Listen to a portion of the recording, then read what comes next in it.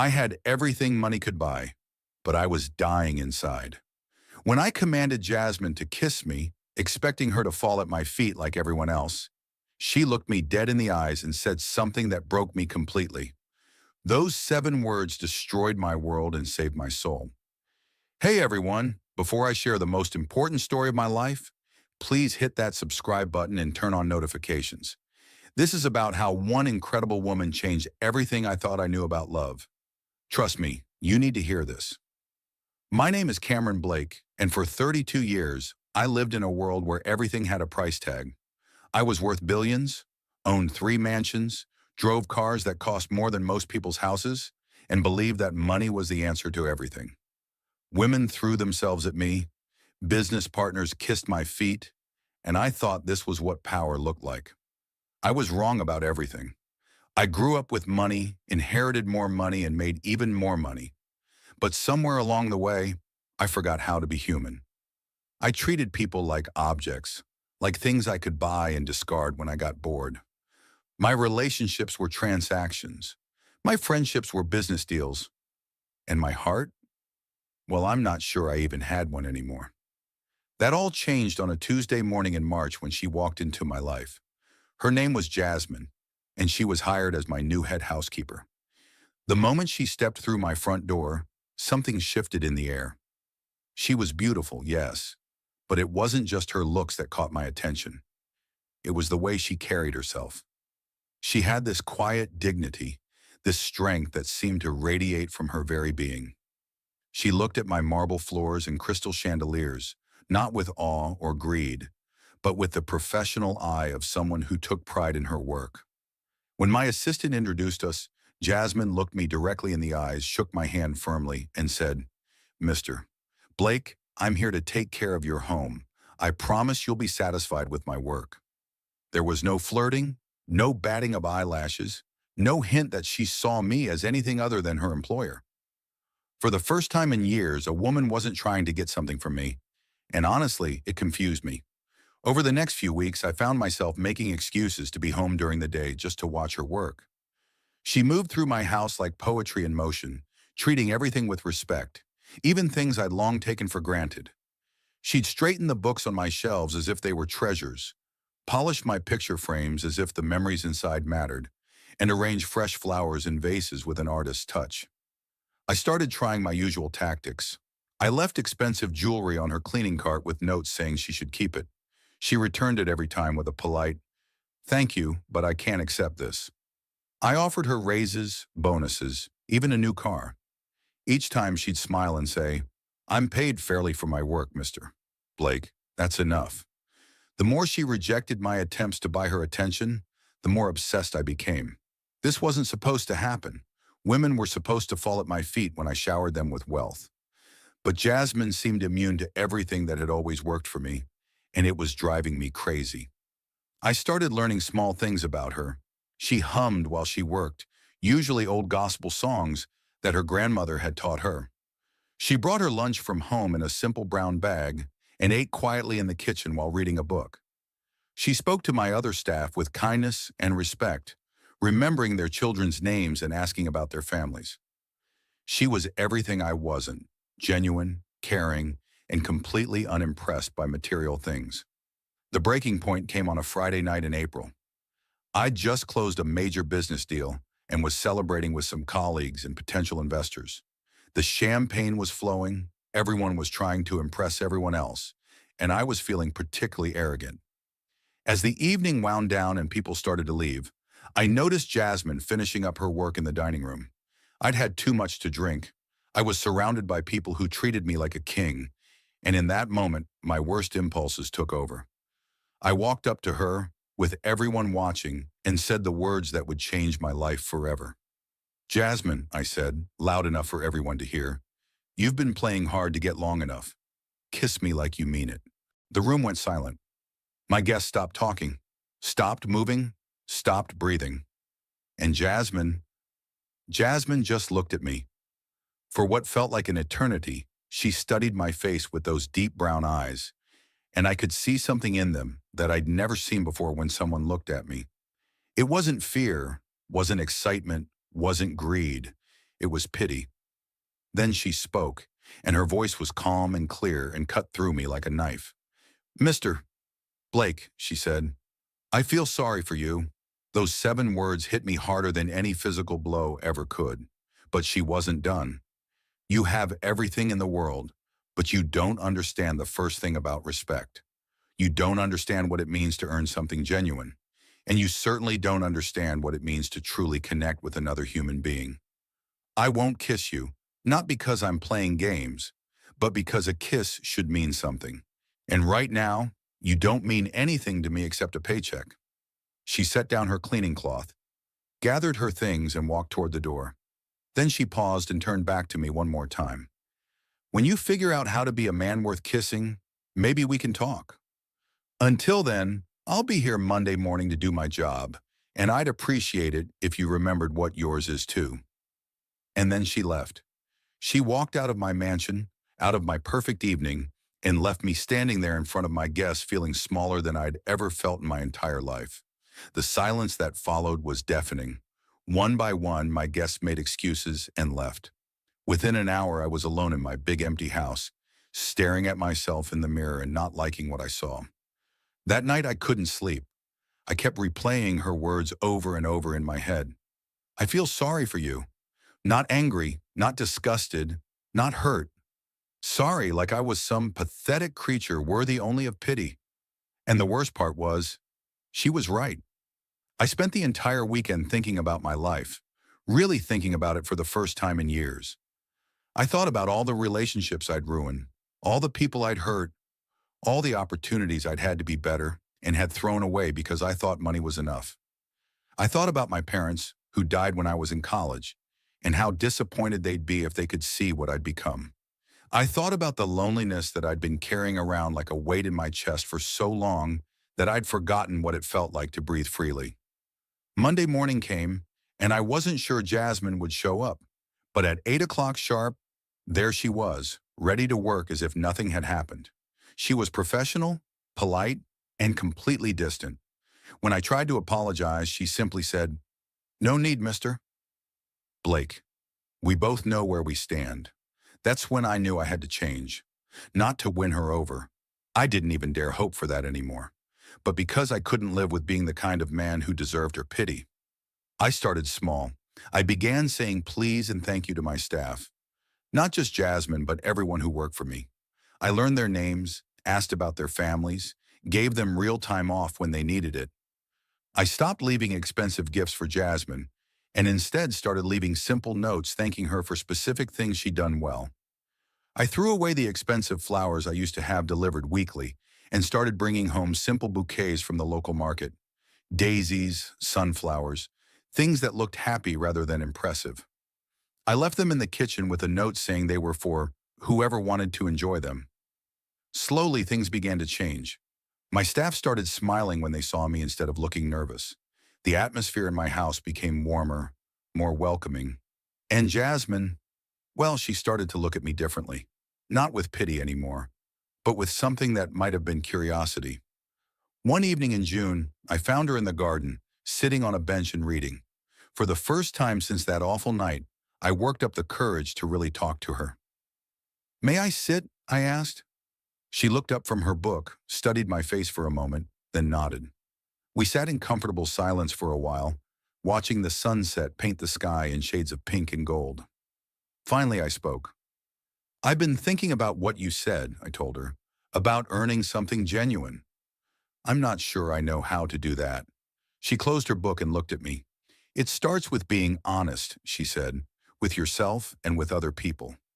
It starts with caring about someone else's happiness more than your own comfort." "I grew up with money," I said. "It was always the solution to every problem. Someone's upset? Buy them something nice. Want someone to like you?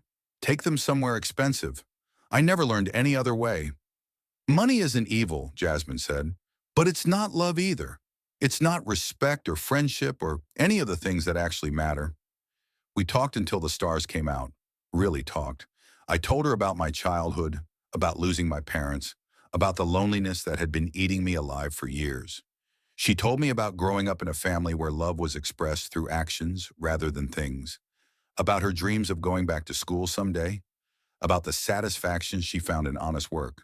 For the first time in my adult life, I felt like I was having a real conversation with another human being. That was the beginning of everything. Over the next few months, our evening conversations became a regular thing. Jasmine would finish her work, and if she had time, we'd sit in the garden or the library and talk about everything and nothing.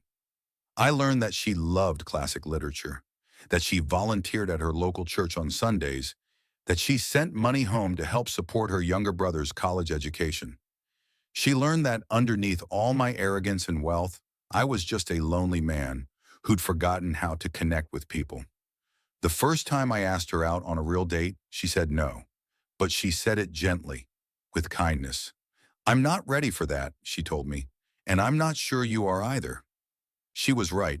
I wasn't ready. I was still learning how to be the kind of man worth dating. So I kept working on myself. I started volunteering at a local community center, not for publicity or tax breaks, but because Jasmine mentioned they needed help, and it seemed like something good to do. I began reading the book she recommended, not to impress her, but because I genuinely wanted to understand the things she found meaningful. 3 months later, I asked again. This time she said yes. Our first date wasn't at some expensive restaurant or exclusive club. Instead, we went to a small cafe she loved, where the tables were mismatched and the coffee was served in chipped mugs and everything felt warm and real. We talked for hours, and when she laughed at something I said, really laughed, not the polite chuckle I was used to, I felt something in my chest that I'd never felt before. It was happiness, real, genuine happiness. On our second date, I brought her flowers, not the elaborate arrangements I used to order, but a simple bouquet of yellow roses I'd picked out myself at the farmer's market. Her face lit up when she saw them. "Yellow roses are my favorite," she said. "How did you know?" I didn't tell her that I'd noticed she always slowed down when we passed the yellow rose bush in my garden, or that I'd seen her smile every time she arranged them in the vases around my house. I was learning that love was about paying attention to the small things. We spent that evening walking through the park, holding hands as the sun set behind the trees. When she shivered in the cool evening air, I gave her my jacket. When she stumbled on an uneven path, I caught her hand and we both laughed. These simple moments felt more precious than all the expensive evenings I'd spent with other women. That night, when I walked her to her door, she turned to me and said something that made my heart stop. "Cameron," she said, "I want you to know that I see the man you're becoming, and I like him very much." Then she kissed me. Not because I'd demanded it, not because I'd bought her something expensive, but because she wanted to. It was soft and sweet and filled with promise, and it meant everything because she chose to give it to me. Over the next few months, our relationship deepened in ways I'd never experienced before. We didn't rush into anything. Instead, we took time to really know each other. Jasmine introduced me to her world, her family, her friends, her church community. I was nervous the first time I met her parents, afraid they'd see me as just another rich man trying to buy their daughter's affection. But they welcomed me with open arms once they saw how I looked at their daughter and how she looked at me.